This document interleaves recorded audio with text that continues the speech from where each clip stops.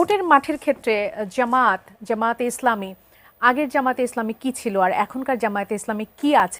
জামাত ইসলামের জেনুইনিটি আছে। পরিবর্তনগুলো কি? জেনুইননেস যদি কোনো জিনিসের না থাকে তাহলে এটাকে যদি আপনি পরিবর্তন করেন তাহলে আপনি আপনার অরিজিনালিটি হারিয়ে ফেলবেন। যে জামাত ইসলামীর একটা বেসিক কোয়ালিটি হলো এটার মধ্যে কতগুলো বিউটি আছে, এই বিউটিটাকে আপনি অপপ্রচার দিয়ে রাখতে পারবেন না আরেকটা বিউটি যদি হাজির না করেন। This is what is misunderstanding, miscalculation.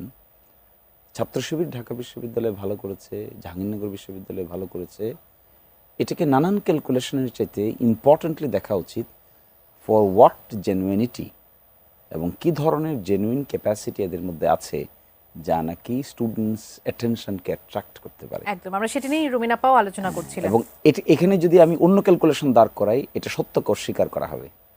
আমি যদি নানান ধরনের ক্যালকুলেশন দাঁড় করিয়ে জেনুইন জিনিসটাকে পাশ কাটিয়ে যাই তাহলে রিপিটেডলি সেম মিস্টেক হবে। বুদ্ধিমান হলো একটা ফ্যাক্ট, যেটা ফ্যাক্ট এটাকে আমি স্বীকার করে নিব, দিস ইজ ফ্যাক্ট। এরপরে আমি ব্যাকে আসবো, ব্যাকে এসে রিডিজাইন করব, করে দেন গো ফরওয়ার্ড করব। এইটা যদি না থাকে তাহলে লোকটা তো স্বাধীন না, তাহলে এখানে তো স্বাধীনতার অভাব আছে। তাহলে ইন্ডিপেন্ডেন্ট থিঙ্কিং কাকে বলে? ইন্ডিপেন্ডেন্ট থিঙ্কিং হলো you will accept reality and based on reality you will redefine, reformulate and go forward. এটাই দুনিয়ার স্ট্রাকচার, এটাই থিসিস, অ্যান্টিথিসিস, সিনথেসিস। এই প্রক্রিয়ার বাইরে কিছু নাই দুনিয়ার ডিসিশন মেকিং প্রক্রিয়ায়। এইটা যারা ফলো করবে না, গোয়ার গোবিন্দ আচরণ করবে, গোয়ার তুমি করবে, এরা কিন্তু repeatedly will see the same thing. জামাত করলে জামাত পাবে, এটা রেজাল্ট পাবে, বিএনপি করলে বিএনপিটা রেজাল্ট পাবে, যে দলই করুক সে তার রেজাল্ট পাবে। আমি তো মনে করি এই পলিটিক্যাল পার্টি, অর্গানাইজেশন, রাষ্ট্র ব্যবস্থাপনা এগুলো তো হিউম্যান ম্যানেজমেন্ট। তো হিউম্যান ম্যানেজমেন্টটা বেটার এক্সেলেন্ট হবে, বেস্ট হবে। তাহলে একটা যদি আমার কাছে কখনো জামাত ইসলামের আগের অ্যারেঞ্জমেন্টটা যদি গুড হয়ে থাকে তাহলে এখন অ্যারেঞ্জমেন্টটা যদি বেটার না হয়ে থাকে তাহলে পিপল অ্যাকসেপ্ট করবে কেন?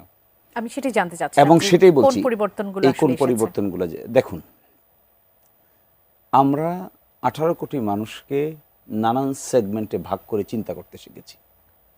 18 কোটি মানুষের মধ্যে বৈচিত্র্য আছে, ডাইভার্সিটি আছে, irrespective of race, sex, colour, religion, diversity আছে।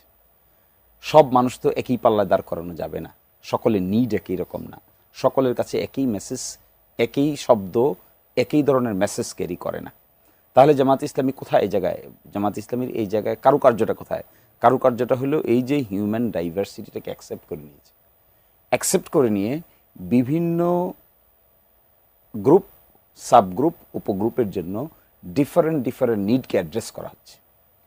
তখন এটা রিলেট করা হয়। যেমন ধরেন আমার এলাকা দিরাইশাল্লাহ সুনামগঞ্জের, এখানে ডিফারেন্ট গ্রুপ সাবগ্রুপ আছে।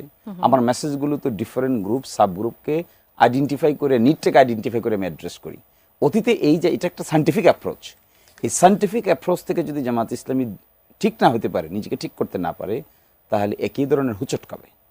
এবং ইদানিংকালে যেটা দেখা যাচ্ছে, আমরা যা করার চেষ্টা করছি, দেশে বিদেশে লেখাপড়া করা অনেক লোক জামাত ইসলামীর সঙ্গে কর্মকাণ্ড পরিচালনা করছে, করে তাদের মধ্যে এই যে scientific approach of dealing stakeholders, এই সায়েন্স ডেভেলপ করেছে।